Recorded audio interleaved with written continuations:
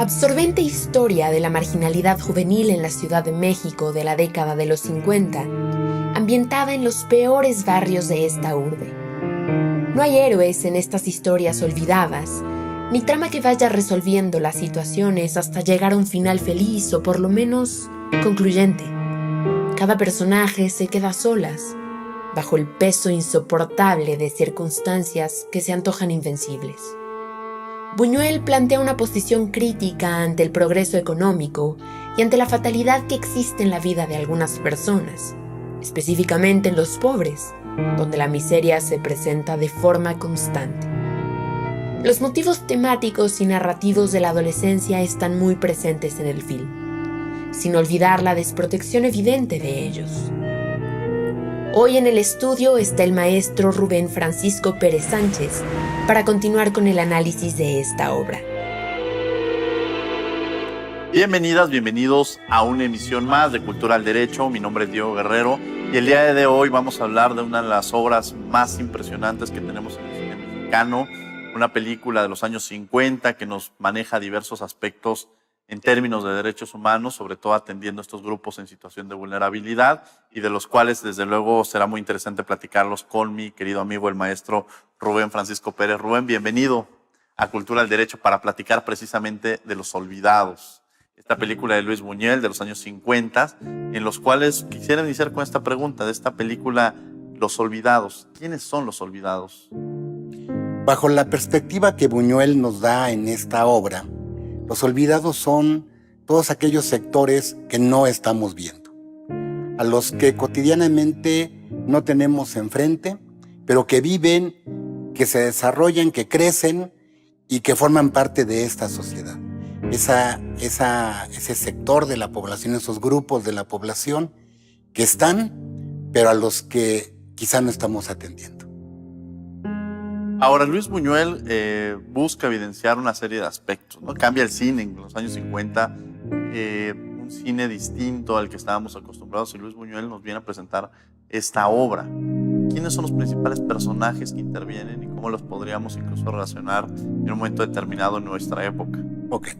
Bueno, en primer lugar, tomando un punto de referencia a lo que tú señalas, pues decir que esta obra, según reza los propios encabezados al empezar la película y por la voz de Buñuel en su momento, está basada en hechos y en personajes reales.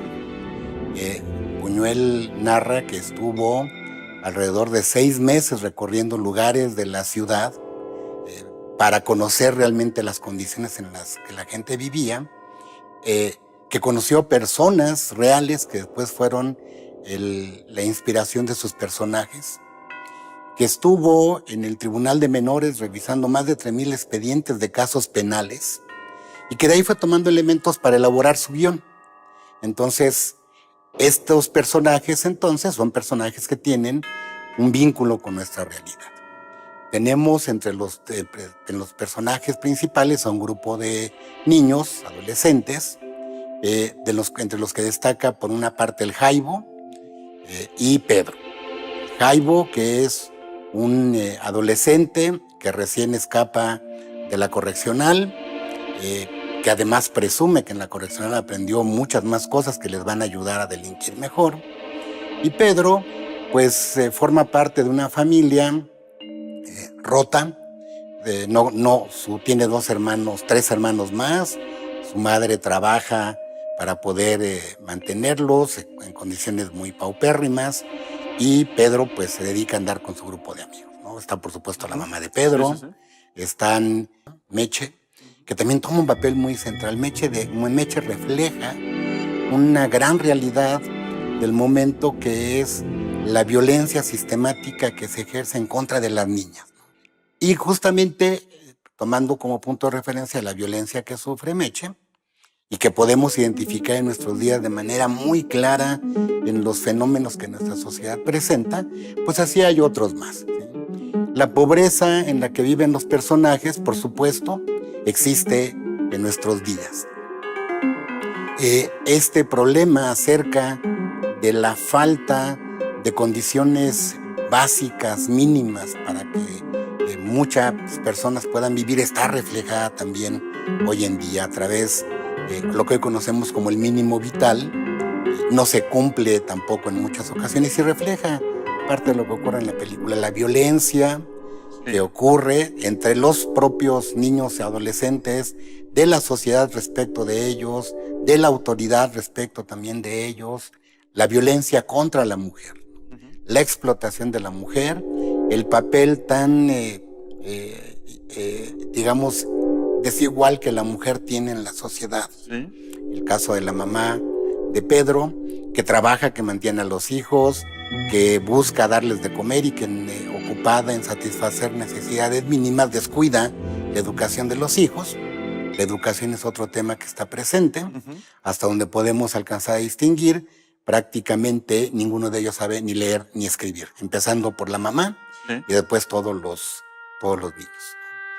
Y bueno, creo que sería un parámetro para poder señalar cómo la problemática que la película presenta para los años 50 en nuestro país, todavía podemos identificarla hoy en día en nuestra sociedad.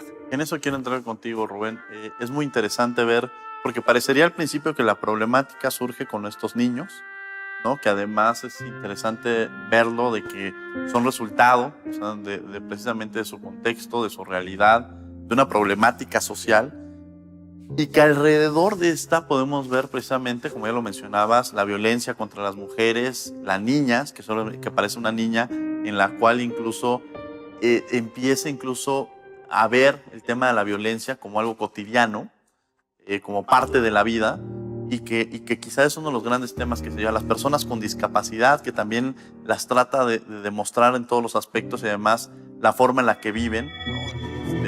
En estas condiciones, y desde luego, pues bueno, todos los sectores que se llevan. Una película de los años 50 en la que incluso en el México contemporáneo era un México que se pensaba o se veía en el contexto nacional e internacional como un México que iba avanzando. Pero la realidad también es otra, y también me gustaría retomar contigo el tema de una película de los años de 1950.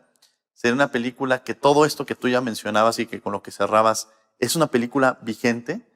¿Ha habido algún cambio en estos aspectos de violencia? Es decir, ¿han cambiado o modificado algunas cosas o siguen igual?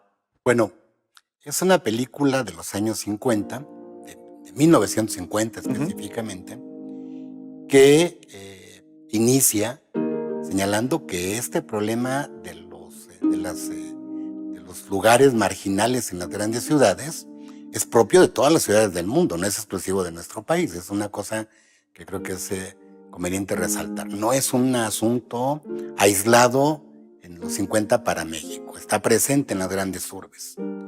Luego, esta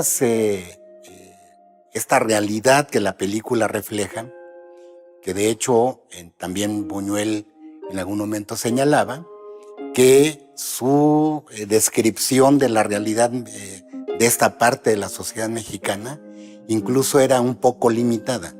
Lo que él decía es que la realidad todavía era mucho más cruel de lo que él había planteado en la película. ¿Podemos identificar situaciones como esas hoy en día? Yo creo que sí. Por supuesto, no podemos tampoco generalizar. Algo que en lo que debemos tener presente en los años 50, cuando la película se filma, y hoy en día, es que tenemos una sociedad diversificada. Tenemos una sociedad con muy diversas manifestaciones, y una parte de la sociedad sí corresponde a esa descripción que se hace de los años 50 todavía hoy en día. Porque los fenómenos a los que nos referíamos, que la película muestra, pues siguen existiendo el día de hoy, ¿no? La violencia contra los adolescentes, la falta de oportunidades para educación, la explotación laboral, la violencia física, sexual. Sigue existiendo el problema respecto de grupos en situación de vulnerabilidad, personas con discapacidades. Sigue existiendo el tema de violencia contra la mujer. Es uno de los temas centrales en la lucha por los derechos humanos en nuestro país, todos ellos. Sí podemos trasladarlos y sí podemos todavía identificar que existen en nuestro país estos fenómenos. Vamos a tener que ir a un corte, pero no se vayan, regresamos a Cultura al Derecho para seguir platicando de esta obra cinematográfica, me refiero a Los Olvidados.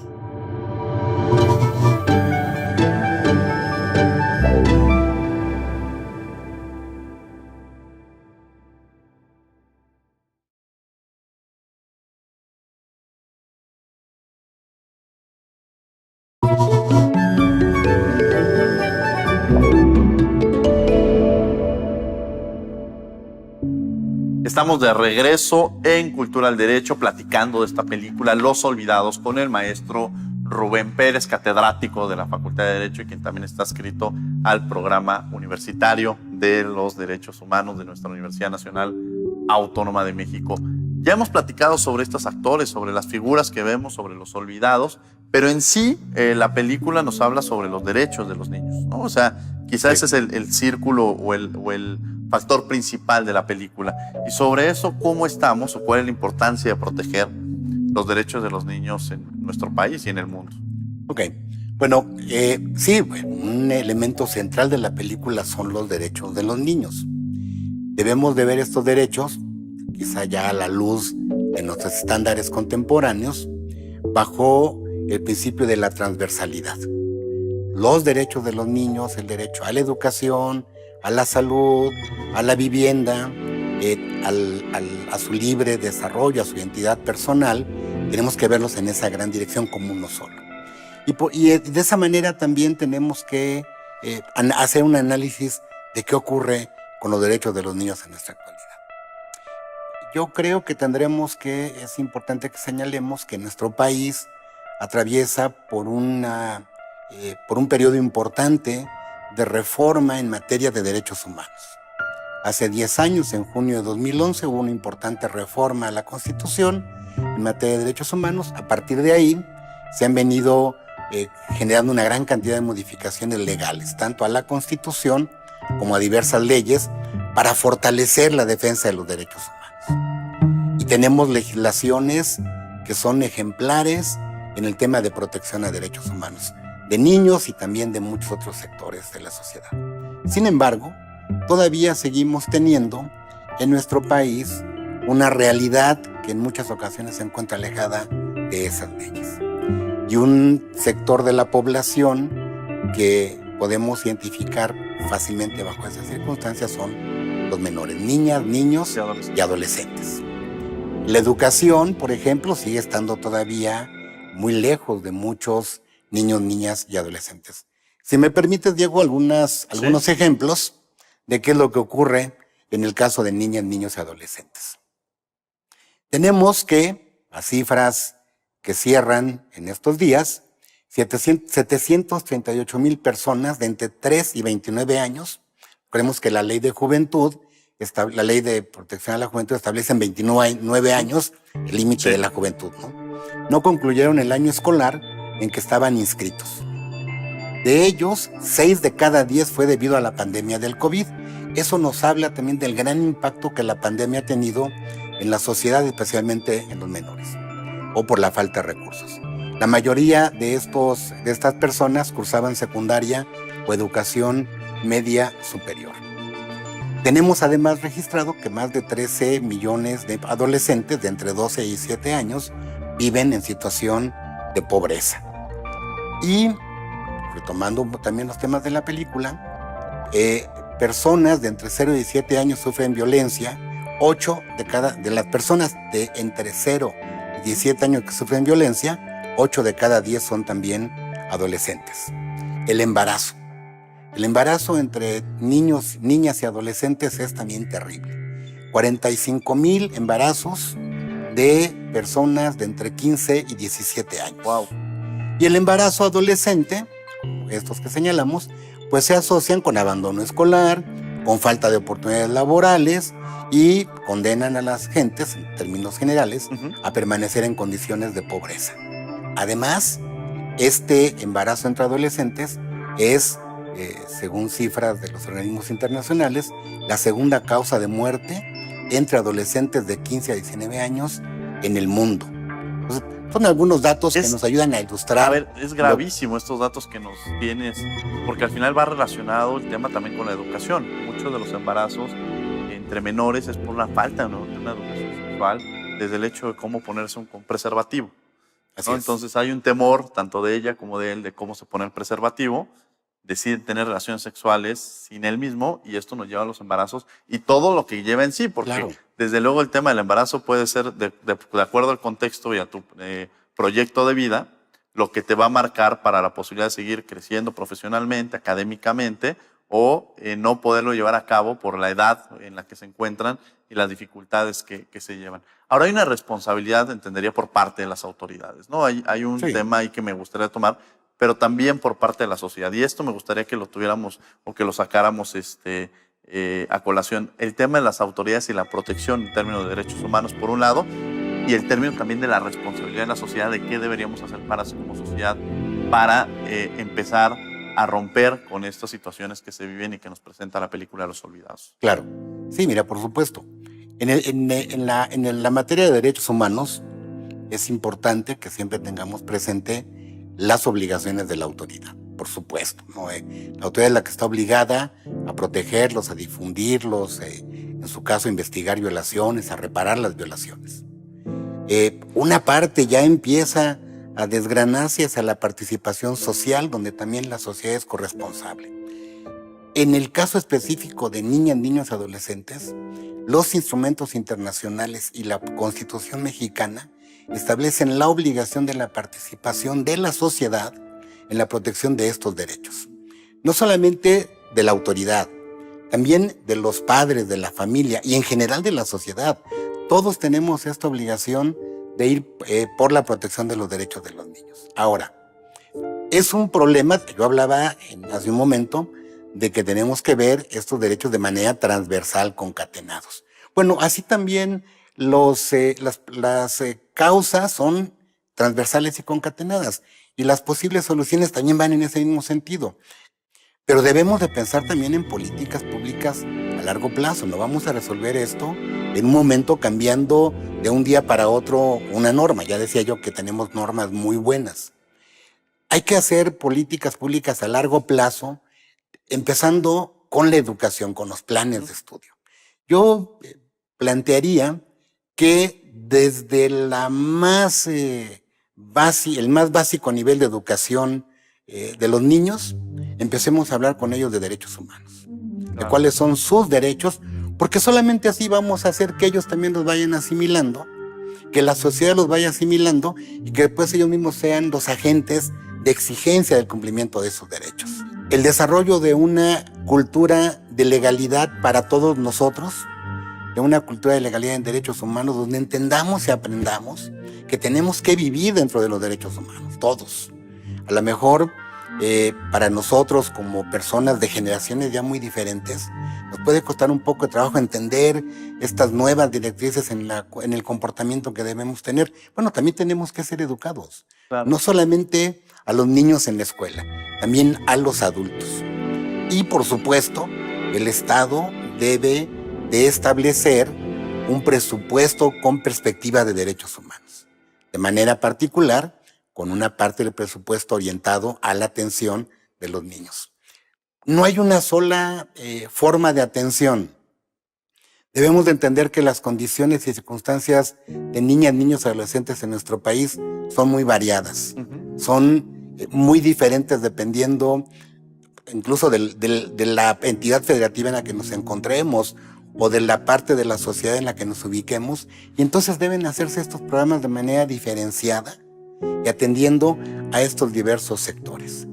Creo que por ahí podríamos tener algunos elementos con los que se puede empezar a atender y enfrentar esta problemática. Qué bueno que mencionas esto, Rubén, porque me parece que en términos de derechos humanos hay una deconstrucción de muchas cosas que, lo decías, para los niños enseñarlos a crecer, con los derechos humanos.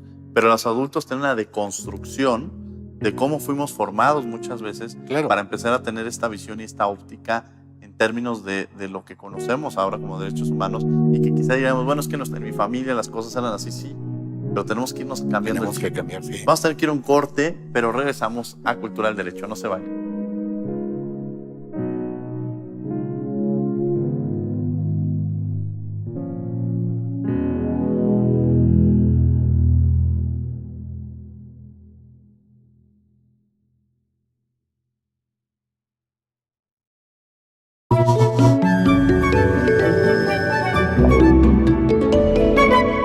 Mi nombre es Mayra Arena y hablo hasta el cansancio de pobreza. Y soy muy insistente con una cosa, y es que pobreza y marginalidad no son lo mismo. Según la CONAPO, marginalidad es la persistente desigualdad en la participación de los ciudadanos y grupos sociales en el proceso de desarrollo y en el disfrute de sus beneficios. El que nace en la marginalidad como mi vieja tiene todas las de perder ya de entrada. La marginación puede ser el efecto de prácticas explícitas de discriminación, que dejan efectivamente a una clase social segregada al margen del funcionamiento social en algún aspecto. Mi vieja nació pesando 1,5 kilos. No sabía que iba a tener menos posibilidades que todos. O más indirectamente, ser provocada por la deficiencia de los procedimientos que aseguran la integración de los factores sociales, garantizándoles la oportunidad de desarrollarse plenamente. Por los alimentos que recibió, no solo desarrolló menos capacidades cognitivas, sino que además tiene menos defensas, se enferma más fácil. Sin embargo, todo esto puede sonar muy abstracto, así que te invitamos a escuchar una de las conferencias más vívidas acerca de este caso con la activista argentina Mayra Arenas. Entendí que la marginalidad es una tragedia. Cualquiera que vive una tragedia, lo único que puede hacer es limitarse a intentar sobrevivir.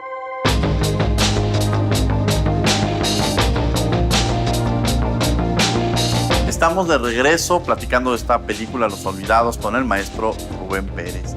Y bueno, ya hemos hablado un poco de algunos temas que son vigentes, pero ¿por qué recomendarías a quienes nos están viendo ver esta película Los Olvidados en estos momentos? Bueno, es una obra de arte. La película está catalogada por la UNESCO como una de las películas más valiosas del mundo.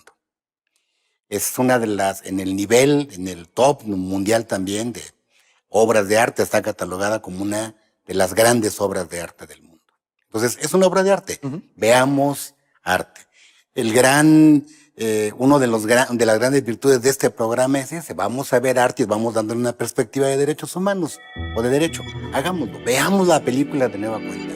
Tiene una gran cantidad de elementos. Aquí platicamos de unos cuantos. Podríamos hacer toda una serie platicando de Los Olvidados. Pero yo recomiendo que la veamos. Es una obra de arte, es una obra de arte del cine mexicano. Buñuel la grabó poco después de haberse nacionalizado, ya era mexicano. Sí. Sí, así es. Entonces, y ha tenido un reconocimiento internacional, nacional, refleja además parte de nuestra idiosincrasia también como nación, y es muy rica, es muy valiosa. Yo diría, veamos de nueva cuenta la película. Es una obra de arte 100% recomendable. ¿Cuál es tu escena favorita de la película?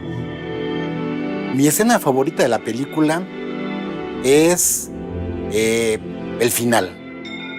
El final original, porque hay un final alterno, ¿no? Un final alterno más suavizado.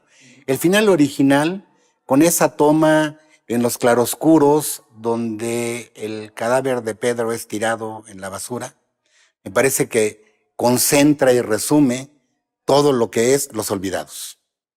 ¿Algo con lo que quieras cerrar, Rubén, el día de hoy? Bueno, pues en primer lugar, agradecerte la gentil invitación, Diego. En segundo lugar, hacer reconocimiento a todos aquellos que hacen posible este programa y que nos dan la posibilidad de acercarnos al arte con una perspectiva y una visión muy diferente. Sería con eso mi agradecimiento a ti y a todos. Querido Rubén, muchas gracias por haber estado con nosotros en Cultura del Derecho. Gracias. Y gracias a ustedes, y los invitamos a una siguiente emisión, no sin antes también invitarlos. Estamos todos los martes a las 4 de la tarde en Derecho a Debate. Que tengan buen día.